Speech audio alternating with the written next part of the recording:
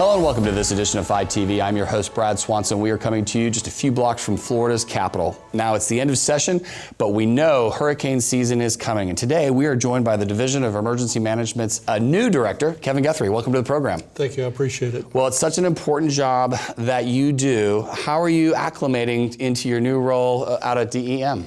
So acclimating well. I mean, I've been at the division now about 2 years and 2.75 years, we'll say. Just transitioned into the role of director. I was the deputy director there, and before that, the chief of staff. So it's been a little bit easier to transition in that role. But again, there's some nuances that are different, right? You know, Jared Moskowitz was a politician, so he fielded all those calls from the legislature, and now those are coming to me. So that's definitely the most. It's always unique different when you're the guy versus you're the guy that works for the guy, right? That's right. Yeah, that's right. So that's the most unique difference, is actually dealing straight with legislators. That's the biggest difference. Well, Director Moskowitz did an amazing job through a bunch of just incredible crises, and you being chief of staff and on the ground out there. I know myself and my role as the association director, I'm out there during hurricanes as well. Obviously, our members are part of the response effort, but it is amazingly efficient operation in a maelstrom of chaos, both in weather and at the center. So you guys do a great job out there. I appreciate that. Thank you. All right. Well, let's get into hurricane season. You know, it's coming. What are the dates of hurricane season? Yeah, so right now they're June 1 through November 30th. But again, the National Weather Service started this year on the 15th of May of getting ready to produce packets. And right now we do have a 90% chance of development of a storm that's just around Bermuda. So the National Weather Service, National Hurricane Center are looking at moving that date back to May 15th. Probably will happen next year. They're doing it as a trial, if you will, this year, but officially it's June 1 to November 30th, but I think we'll be seeing that move up. You got a little bit broader bookends potentially, the weather-wise this year. Correct. Now, do we blame the country of Bermuda for hurricanes? No, maybe not. No, probably not. No, maybe not. All right, so let's talk about getting prepared. How does the state get prepared for hurricane season? Then we'll jump into individuals after that. Yeah, so that's a really good question. You know, the legislature mandated after the 04-05 hurricane season that the Florida Division of Emergency Management maintain a stockpile of food and water. So that the tangible thing that people want to see, that's where it's at. It's at the State Logistical Resource Center in Orlando, Florida. Right now we have 3 additional warehouses with PPE in it as a part of the COVID pandemic, and you know we're getting to the point where we're starting to transition out of the COVID-19 pandemic. For the Division of Emergency Management, the health department is still going to be there. We're still going to have PPE. We're still going to have masks for those that want them. Right. So that's there. Well, when you think about getting ready, one of the things that I became aware of as I got closer to the DEM's process is churches and civic groups also stockpile up during hurricane season, and there's a coalition of those kind of faith-based organizations, in addition to, of course, your United Ways and your Red Crosses and things like that. But how do they interact with you guys? Yeah, absolutely. So we have what are referred to as ESFs. We are going to have 20 of them this next year. But specifically ESF 15, which is Volunteer Florida led, that's how those organizations come in. And we have religious organizations, broad spectrum of religious organizations come in, and that's how they tie into our EOC. All right, that's a fascinating dialogue there. Now, we just saw the governor releasing transportation restrictions to move the gas in and out of Florida, kind of a light emergency, if we will, a panic gas buying induced shortage. And I remember under the previous governor, that governor calling other states' governors and saying, "Hey, I'll abate my roads if you can get your trucks down here through the state."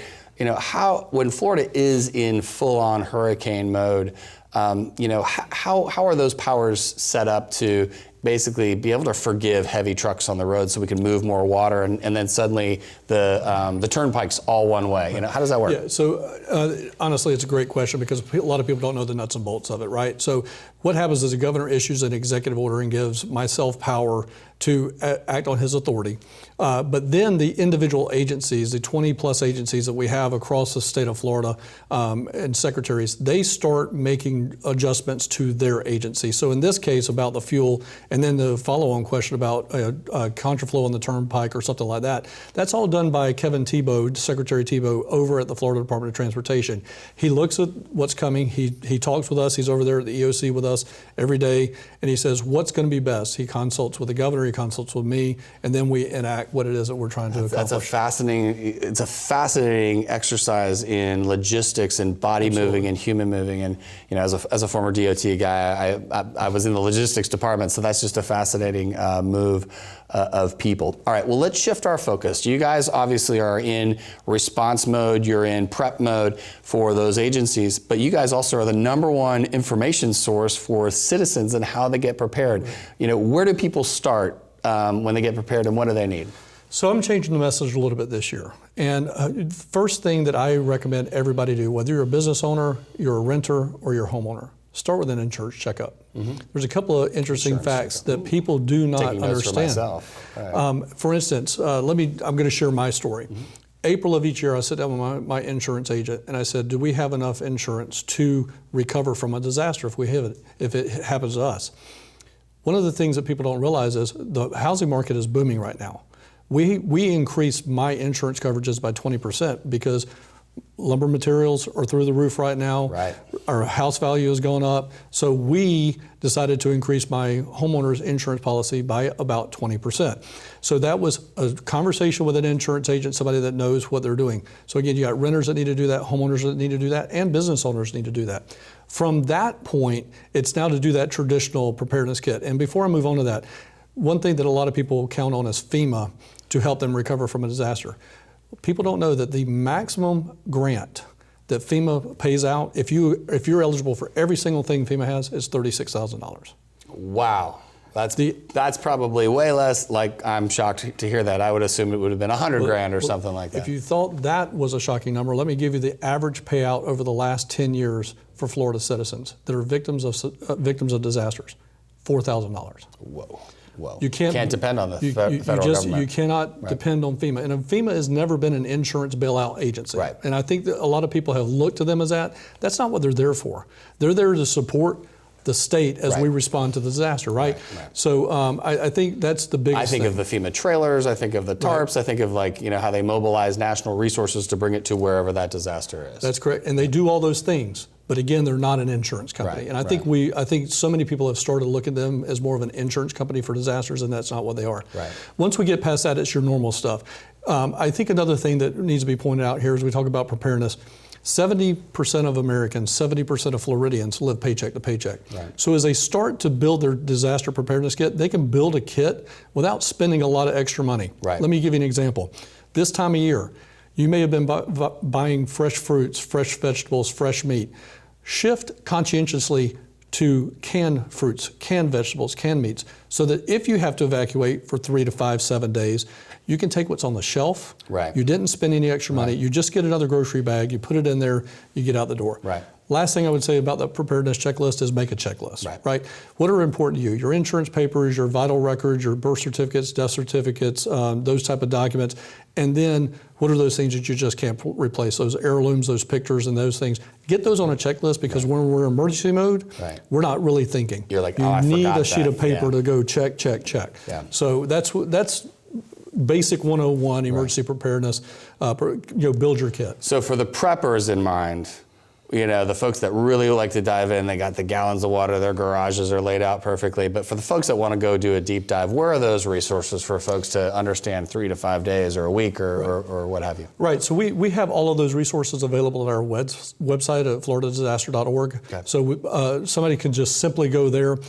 This time of year, we start to get our media partners, our mass media partners that will also have some handouts and whatnot of how to build a kit. Mm-hmm. Again, there's a lot of resources out there. Both, typically you can go pick up something at your grocery store where a local a news agency has sponsored or worked with a local grocery store to get that stuff out. So again, there's a lot of information out there.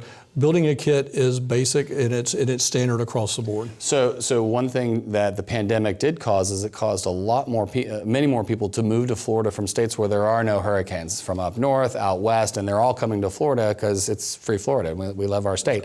Do you have anything special in mind for educating those folks? I mean, it seems like even for the existing Floridians, we're barraged with information and resources, but is there anything that's particularly unique, or do you think our current platform's going to get to them? I think our current platform can get to them, but here's what, to the point of your question, I'll say, listen to the official sources, right? Listen to your meteorologists, listen to shows like this where you're actually getting a subject matter expert on the stage with you to talk about it. Those are that's where you would separate them. Right. Listen to those meteorologists, listen to formal shows like this. That's what's going to make a difference. So don't listen to the neighbor that says we stock up for a hurricane party versus stocking up with the required supplies. Yeah, please don't do that. You know, and the one thing that you'll hear the governor say, you'll hear myself say is listen to your local emergency manager. Because the governor and myself, we're taking care of 67 counties, over 400 cities. When it comes down to, maybe where I was from in Flagler County, listen to that local county emergency manager, because he knows that county, those cities better than we do at the state level. Right. Listen to what they're saying. If they've called for an evacuation, evacuate. Yeah. If they haven't called for evacuation, that's important. If they haven't called an evacuation for where you live, don't get on the road. Let the roads be open to those that are trying to evacuate. Yeah. Well, man, you've got a big job, and we're grateful to have leaders like yourself and the governor in the seats they're in, because we know when a hurricane does strike Florida, having people that are competent and able, and I think back to the Craig Fugates of the world, and I think to Jared Moskowitz, the right person in the right spot at the right time, and you look at the leadership that you're providing. We're just grateful as Floridians and as partners to the recovery, and in the cable industry, we know we'll be in the war room with you and ready to respond to Floridians' needs. So thanks for your leadership. Thank you. Appreciate it. We appreciate it. That's all the time we have for this episode of FiTV. For more great interviews like this one, check us out on our social media feed. And for now, thanks for tuning in.